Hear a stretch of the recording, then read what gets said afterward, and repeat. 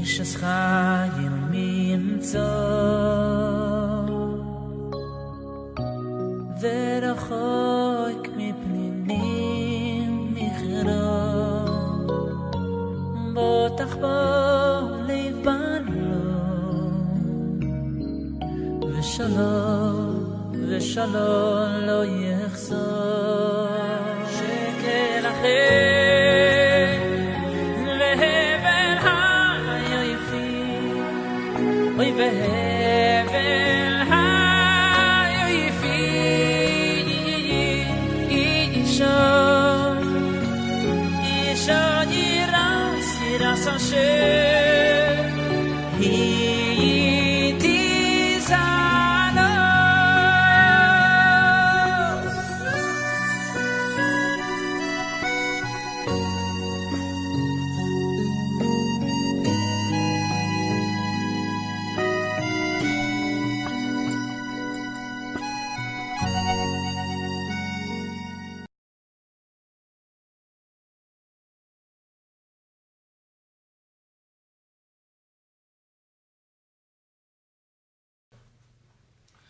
Alors, on avait vu la dernière fois que notre Simcha, la première partie du shiur, c'était comment faire pour retrouver la Simcha, pour avoir le Simcha, et quel est le problème quand on n'a pas de Simcha, quand on a de la Zvout. Le problème, il est dans la Emouna. C'est-à-dire que plus qu'on va avoir d'Emouna, plus qu'on va avoir de Simcha, moins qu'on va avoir d'Emouna et plus qu'on va avoir de tristesse. Si on a des passages comme ça, vides de tristesse, il faut savoir que le problème, c'est que quoi? C'est que la Emouna, même si elle est circlite, même si on reconnaît des choses avec notre intelligence, on ne les a pas descendus au niveau du cœur. Voilà, tout le problème, c'est de descendre la Shevota, le Vavecha, cette émouna-là. Maintenant, la veille, déjà, bon, on est la veille de Rosh Chodesh Adar, et Rosh Chodesh Adar et Meir brille plus que tous les autres mois, cette Nekuda de Simcha, puisque Mishenir Nasadar Marbim de Simcha, on rentre dans le mois de Hadar, et la Simcha, elle se multiplie. Pourquoi elle se multiplie? Parce qu'elle multiplie aussi notre émouna. Il y a eu des choses dans le mois de Hadar qui se sont passées, des miracles qui renforcent beaucoup notre émouna et qui sont une préparation à Nissan, à la Yetziat Mitzrayim. C'est un mois où on va être beaucoup mitrazek dans la Simcha. Les élèves de Rabbi Shimon Bar Yochai lui ont demandé comment ça se fait que la Xéra, elle a été acceptée dans le ciel, la Xéra que Aman a décrété, le décret qu'il a décrété. Alors évidemment, la question elle n'était pas sur comment ça se fait que Aman, on lui a donné cette force-là. Aman, comme tous les Umot HaOlam, chaque Ouma, chaque peuple, il prend sa force d'une Ta'ava, on le sait. Bon, ils sont comme ça, c'est leur programmation. Maintenant, il y a une Ouma qui prend son existence de la haine du Yehudi, de la haine du peuple juif. Et donc, Aman, lui, Aman est comme tous ceux qui sont Shayach à Amalek, ce sont des personnes qui sont... Leur programmation, c'est le peuple juif. C'est-à-dire que s'il n'y avait pas le peuple juif, ils n'auraient aucune raison d'existence, ils n'auraient pas existé Bichlal. Donc, eux, leur truc, c'est de toujours chercher comment faire du mal, comment être mazik le Ham Israël. Alors donc la question elle n'est pas sur Aman lui-même, mais qu'est-ce qui a entraîné cette Xéra? Alors il y a deux raisons pour laquelle la Xéra elle a été décidée. C'est la première, c'était du temps de Nebuchadnezzar, et 50 ans auparavant, 50 ans avant la fin de l'exil, comme Nebuchadnezzar, comme Aman, ce sont deux personnes qui n'étaient pas pshutot. C'est-à-dire, ces gens-là, c'est des gens qui étaient très versés dans l'étude. C'était des grands chachamim dans le Ra. Nebuchadnezzar, Aman, ils savaient très bien étudier la Torah et ils savaient que l'exil allait se terminer. 50 ans après, 12 ans après, et ils ont tout fait pour faire tomber les Bnei Israël, pour annuler ce Hatratson-là, où ils devaient retourner dans leur terre. Et comment est-ce que Nebuchadnezzar il a fait? Il a construit une idole qui était toute d'or, et elle faisait 30 mètres de haut. À l'époque de Nebuchadnezzar, il régnait sur beaucoup de pays. Et donc, il a décidé un jour où tout le monde devait se prosterner devant cette idole-là. Donc, il n'a pas fait exprès pour les Juifs, pour dire que c'est un antisémite et tout ça. Les gens ils vont dire quand même, tout ça se fait pas, il n'est pas sympathique. Non, il a fait un jour où tout le monde devait se prosterner, et aussi les Yid. Et bon, à ce moment-là, ils ont eu peur. Les Yehudim, ils ont eu peur. Et ce jour, ils se sont prosternés, sauf trois. Trois, qui étaient Hanania, Mishaël et Azaria. Et voilà. Et donc, ça a réveillé un grand qui-trouble. Ça a réveillé une grande accusation dans le ciel, le fait qu'ils se sont prosternés à cette idole-là. La deuxième raison, c'était la Séouda de Achashverosh. Ouais. Alors, Aman, il est venu chez Achashverosh et il lui a fait part de son étude. Il était très lamdan. Il lui a appris tous les yesodot, tous les fondements de la Torah et du Ham Israël. Par rapport au Ham Israël, il lui a expliqué que, regarde, dans 12 ans, les Juifs, ils vont retourner, c'est la fin de leur exil, ils vont retourner dans leur terre, ils vont reconstruire le Beth Amikdash. Et tu vas perdre la main-d'œuvre, tu vas perdre les savants, tu vas perdre toute la tzara de ton pays, et c'est pas bon pour toi. Donc, il lui a expliqué comment ça marche, et il lui a dit, regarde, le écart, c'est qu'il faut qu'on arrive à faire fauter les Juifs. Voilà. Et on peut pas les obliger à fauter, ça c'est sûr que non. On a déjà vu que quand on les oblige, Hachem il est avec eux, donc il y a une ékouda qu'il faut savoir, c'est qu'Akadosh Baruch Hu, il est sonézima. Akadosh Baruch Hu, il déteste la bassesse, la pritzout, le manque de respect, tout ce qui est comment dire, on va dire sonézima. Il déteste le laisser aller dans la tava. Dans la tava sexuelle plus que dans toutes les autres. Alors, ce qu'on va faire, on va faire une séouda, où dans cette séouda-là, on va emmener des gens pas bien habillés, tout ça, proutsim, comme ça on va les faire tomber. Et Hachem, il va les détester. Alors, Achashverosh, il a dit, il n'y a pas de problème, on va les obliger à venir, on va faire cette séouda comme tu dis, et on va les obliger à venir. Il a dit, non, Slicha, tu ne peux pas les obliger à venir, parce que tu vas rentrer dans le guéder de Nas Rachamalapatra. Si tu les obliges, Hachem, il va être avec eux. Donc on ne va pas obliger. On va venir, on va les inviter, mais comme il y a une de Yirat Malchut, comme ils ont peur du royaume, il y a une crainte du roi, donc dans leur Torah il y a écrit qu'il faut si on les oblige pas à faire des avérotes, ce que le roi il demande, on le fait, par des références, donc on va pas les obliger, tu vas voir qu'ils vont venir. Et là-bas, il y aura la pritzout et en même temps, ils vont tomber aussi dans les machalot asura. Au début, c'était caché, mais après, ils ont glissé. Quoi. Et voilà, et c'est comme ça que le décret a été décrété, parce que la première fois, quand ils ont été éprouvés, ils sont tombés. Donc on a dit, on va leur donner encore une chance, on va les éprouver dans la peur aussi, Iratamachut. Et ils sont tombés aussi. Alors c'est pour ça qu'il y a eu la Xéra. Évidemment, Mordechai, lui, il était au courant de tout ça. Il leur a dit surtout n'allez pas, c'est un guet-apens. C'est là qu'on a dévoilé, que c'est dévoilé le Choser Emouna. C'est là que c'est dévoilé le manque d'Emouna.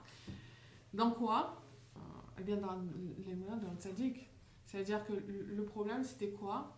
Comme dans le premier Nisayon et comme dans le deuxième Nisayon, c'est pas que la première fois ils sont allés faire Avodazara. Ils n'ont pas fait d'Avodazara. Ils se sont prosternés devant la statue Papa pour Avodazara parce qu'ils avaient peur de Nebuchadnezzar. Et là aussi ils ont eu peur. C'est-à-dire ils avaient deux choses devant eux. Le tzaddik, il leur a dit n'allez pas. Et d'un autre côté, ils avaient Yirat Malchut.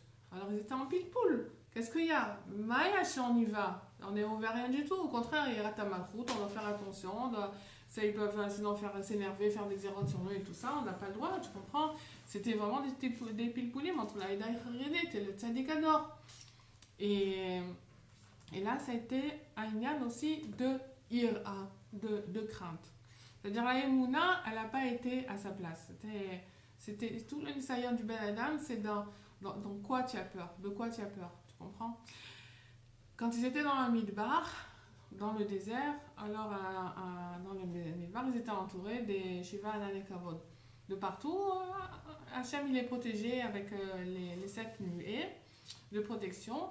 Et là, les flèches, la pluie, tout, ça protégeait le Ham Israël de toutes les sakanotes des Égyptiens, des bêtes féroces, des scorpions, des serpents. Donc ça protégeait le Béné Israël de toutes choses néfastes. Quand Amalek est arrivé, qu'est-ce qui s'est passé? Il est venu, il a fait des bruits de guerre. Il faisait beaucoup de bruit et tout. À ce moment-là, les Béné Israël, ils ont eu peur. Mais de quoi avoir peur? Puisqu'il a Shiva Anané Kavod. De quoi? Vous avez bien vu. Hachem vous a protégé avec les Anané Kavod. Pourquoi vous avez peur? Et à ce moment-là, ils ont dû partir à la guerre. Il a dit, bon, tu vas dire au Béné Israël qu'ils sortent à la guerre. Mais pourquoi ils sont sortis à la guerre? Parce qu'ils avaient peur. C'est ça le problème. C'est quand on a peur, alors à ce moment-là, après, on est obligé de sortir et d'aller se battre contre les clipotes. Le problème, donc, c'est dans la Emouna. Si la personne a la Emouna que Hachem, il la protège, alors Bémet, elle est protégée de toutes les clipotes et de toutes les tables. Mordechai, il avait une kushia. Il avait une question qui le travaillait. Comment cette tzedeket-là, Esther Amalka, elle a été prise, comment elle a été prise dans la chambre de Achashverosh, ce tamé-là, de ce rachat-là. C'était une tzedeket. Elle avait Shmirat Haïnem, elle avait presque jamais vu d'homme dans sa vie. Et Mamash, elle était presque à la madriga des Imaot. Et il se demandait comment c'est possible. C'est une stira à vivre le problème. À l'époque, ça devait être un truc insupportable, quoi. Et lui, pour lui, c'était une sheila, c'était une kusha. Pourquoi? Et il a beaucoup cherché la solution. Il a beaucoup cherché. Et finalement, il est arrivé à la conclusion. Lo nilkecha atzedeket azul le cheder mishkavo shel ha'arel, et là, la vie Yeshua l'Am Israël. Elle a été prise chez le rachat pour emmener la délivrance au peuple d'Israël. Pendant 6 ans, Esther Amalka, elle était sous la domination de Achashverosh. Et maintenant, Mordechai, il lui a dit, voilà, il a donné les bases, il a dit de son comportement. Parce qu'il fallait avoir un certain comportement dans un endroit qui était tellement tamé, pour pas tomber. Parce que quand elle était là-bas, c'est sûr qu'elle ne mangeait pas des machalot asurot, et il y a beaucoup de choses qu'elle ne faisait pas, elle gardait Shabbat et tout. Mais par exemple, des bijoux, pourquoi pas? Si Achashverosh lui a acheté des bijoux, pourquoi elle n'aurait pas de la hana? Après tout, c'est très nachi, c'est très féminin d'avoir du kaf, des bijoux. Il a dit, tu dois faire très très très attention à ne voir aucune hana, aucun profit, d'aucune tava dans cet endroit-là. Parce que c'est meod mesoukan. Si jamais tu as une hana là, c'est meod mesoukan. Ça, c'est une chose qui lui a appris de ne pas avoir hana. Mais comment ne pas avoir hana en fait? Une personne elle est dans la tava, elle est dans la tava, tu vas dire t'as pas d'hana? Oui, t'as d'hana. Qu'est-ce que tu vas me dire? N'est pas d'hana. Il a dit, dis que tu n'as pas d'ana, que tu ne veux pas avoir d'ana. C'est ça un Breslever, c'est-à-dire que Rabbeinu nous dit, c'est vrai, il y a les tavot et tout, et qu'on ne peut pas s'empêcher d'avoir de l'ana dans une tava, mais dis, sois tzoek à la Hachem, sois tzoek, et demande que tu n'aies pas de hana. Ça a l'air bête, ça a l'air pas franc, ça a l'air truc et tout, mais le fait de le dire, à force, ça va faire son chemin, et ça va séparer 2 choses. Ça va séparer la neshama et le gouffre. C'est-à-dire, c'est écrit dans le Zohar que le Harizal il dit que toute personne est faite de 2 choses, de neshama et de gouffre. Le neshama est un gouffre, il a un corps. Et quand Esther Amalka elle allait chez Achashverosh, alors on dit qu'elle envoyait une sheda, comment dire? Un démon, voilà. C'est pas qu'elle allait dans le monde des démons et qu'elle prenait un démon de là-bas et elle l'envoyait à Achashverosh. C'est que le gouffre, il est, on va dire, à un certain niveau prénat. On l'appelle aussi, qui s'appelle une prénat Sheda. Alors, qu'est-ce qu'elle faisait? Elle faisait avec cette mécha là, c'est-à-dire avec ce fait qu'elle ne voulait pas, qu'elle disait qu'elle ne voulait pas aller chez le rachat, elle refusait là. Alors, elle arrivait, c'est Mordechai qui lui a appris, à faire le piroud, la séparation entre la neshama et le gouffre. Ça veut dire que quand elle allait, son gouffre il allait, sa neshama elle t'a permis de Traberet. Elle n'était pas avec elle. Donc bien qu'elle a eu un enfant avec Achashverosh, on ne peut pas le nier, cet enfant n'était pas juif. Puisque le Harizal dit, étant donné que sa neshama n'était pas Mechuberet, avec l'Ana et le Maaseh, alors il était la Chaloutim, il n'était pas un juif. Bon, il y a des Chaloukat à Deot aussi. Mais en tout cas, une Dea Nechona, c'est que c'était pas un juif. On sait ce qui est devenu son enfant du reste. Il a reconstruit le Beth Amikdash. Il a reconstruit le Beth Amikdash. Ouais. C'est lui qui a reconstruit, qui a fait les fondements du deuxième Beth Amikdash. Ouais. C'est Darius, il s'appelle Darius. Ah, c'est Darius. Il n'était pas juif, il a reconstruit le Beth Amikdash, c'est trop bien. Ouais. Bon. Ouais. Très bien. Voilà. Grande leçon, au bout du compte. Ouais. Et donc, Esther, c'est le shoresh de toutes les neshamot qui sont tombées, ou qui allaient tomber dans les klipot, dans les sterpanim, dans les dorot abaot, c'est-à-dire dans nos générations. Maintenant, elle, son comportement là-bas, Bechader Mishkabo chez la Harel, dans cet endroit de Astara, son comportement, il allait aider toutes les neshamot qui allaient venir après pour être mitrazek. C'est-à-dire, Esther osa et kol dvar Mordechai, kasher aita beumana ito. Et Esther, elle accomplissait toutes les paroles de Mordechai quand elle était beumana ito, c'est-à-dire qu'elle était Ouman. Elle était Ouman avec lui. C'est-à-dire, elle était chez le tzaddik et Bémet, il y a des fois où la personne, elle se retrouve dans des endroits de clipote et sans son ratson, et c'est ce qu'en général pendant 5 ans Esther Amalka, et c'est ce qui se passait avec elle, c'est-à-dire elle était obligée de se retrouver avec Achashverosh parce qu'on la prenait de force, et il y a des fois où le tzaddik il envoie la personne dans le cheder mishkavo shel haaretz, c'est-à-dire dans l'endroit de Touma. C'est Alpi Tzaddik. Elle avait peur, elle voulait pas ça, c'est-à-dire qu'elle a dit tout le temps que j'étais à Noussa, j'étais obligée, alors elle était prise de force, donc elle était encore permise à Mordechai. Elle lui a dit maintenant que je vais aller Mirtzoni, alors je vais être Nesser, je vais être interdite à Mordechai. Alors il y a un Inyan Kazé, c'est que le tzaddik c'était Alpi Tzivouy tzaddik. Donc elle était quelque part. Voilà, c'était aussi au Béonès et c'était Alpi al Tzadik. Donc des fois le Tzadik il nous met dans des situations d'Afka qu'on n'a pas envie d'aller, puis il nous met là-bas justement pour aller faire des tikkunim et ressortir aussi les neshamot qui sont bombés dans la Stara, chez Betorah Stara. C'est-à-dire dans la Stara, c'est quoi? C'est dans les Ta'avot. Dans les Ta'avot, c'est dans la Stara du Olam Hazé. Et donc de là-bas, le tzaddik il nous apprend comment il faut nous comporter, c'est-à-dire la chose c'est que il faut faire 2 choses, il faut avoir des retsonotes de ne pas être néné et en même temps la mecha, c'est-à-dire ne pas accepter, dire je ne veux pas cette ahava, et à ce moment-là, quand on dit je ne veux pas, avec le temps ça va être une attaque au tanou de la metsiout, de cette metsiout-là, de cette réalité. Et quand la personne elle se dit à force, je ne veux pas d'état de ce monde, petit à petit elle se sépare de ce nefesh abémi. Et donc c'est ça que Mordechai il a été massig, il a décroché quand il a cherché pourquoi cette sadéquette elle a été prise. Pendant longtemps il a demandé que Hachem il lui dévoile, et à ce moment-là il a dévoilé, il a été massig là ce chidouche là qu'on vient de dire. Alors, pour effacer Amalek, il faut 2 choses, il faut Mordechai, il faut Esther. Oui. Donc il faut la force du tzaddik et il faut la personne aussi. Puisque Esther représente toutes les Neshamot qui sont tombées dans l'Esther Panim. Et comme Rabbeinu il dit, vous sans moi, vous ne pouvez pas, et moi sans vous, je ne peux pas non plus.